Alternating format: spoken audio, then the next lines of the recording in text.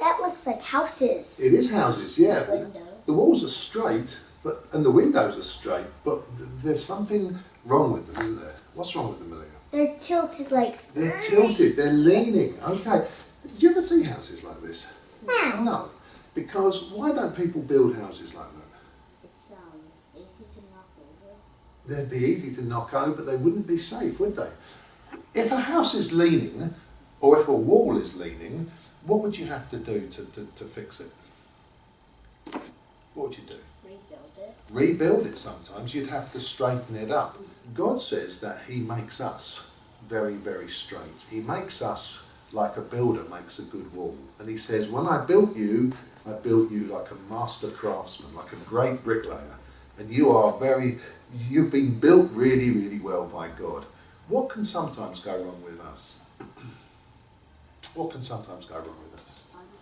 Our behaviour, we can forget God and we can start to do the things that God doesn't want us to do.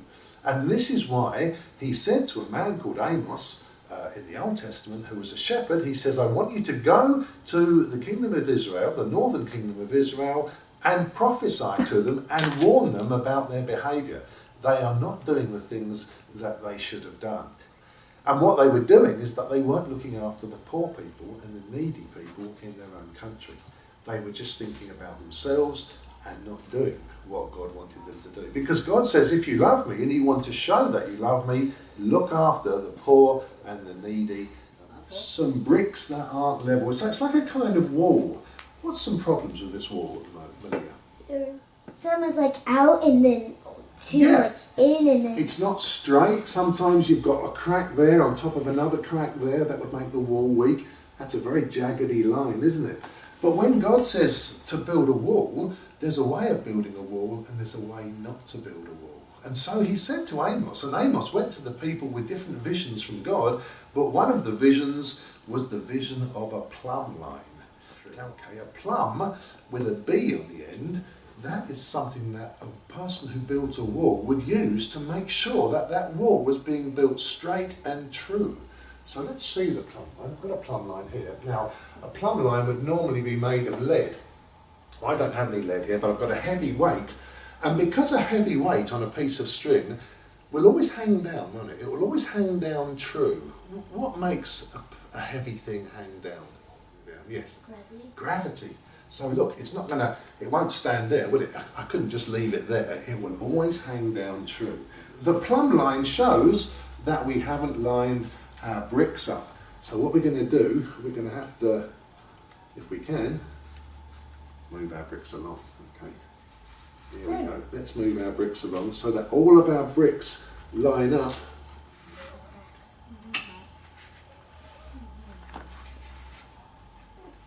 But they're not just lined up with each other, most importantly, they're lined up against the plumb line. And that's how you know that wall will carry on being built layer after layer, and that is the wall that it's supposed to be. God is saying to us, there are times when we need straightening up. That even though he made us to be the people we're supposed to be, we need to maybe rebuild ourselves, or let him rebuild us, or just get things back to where we need to be. And that was Amos's message to the people of God. Look, you've kind of gone a bit tilted, you've gone a bit bent, you're starting to lean over. Get back straight again so that God can do something with us. You know, there are times when things can, even though we think we've got our wall straight, things can happen in our lives and things can go a bit tilted. What happens then? You see, the plumb line never moves, does it? The plumb line stays where it is.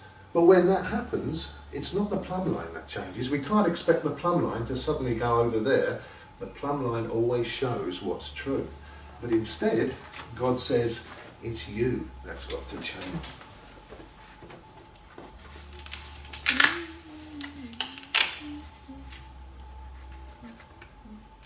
Even when circumstances change, we can change the wall so that it fits back with the plumb line of God. What do you think God's plumb line is? What has God got that never changes? Malia? The love for us. Well, he never changes. His love for us never changes. That's a great answer. What else never changes? Yes. Behavior. His behaviour never changes. God says, I will never change. I'm the same today, tomorrow and forever. He never changes. But also the Bible never changes. You know, if we were thinking about what is our plumb line, what is our rule, it's the Bible. And sometimes we think, yeah, I'm doing great, I'm doing fine, until suddenly we read the Bible again and think, wow, this is the plumb line.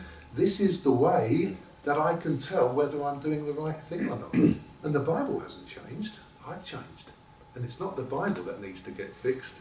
It's me that needs to get fixed. And this was what God's message to his people was. Look, he says, there will be judgment coming. I've got to give you consequences to get you back in line. But God says, even the consequences won't last forever. God does it so that we can get fixed. So that eventually he says to us, you will be part of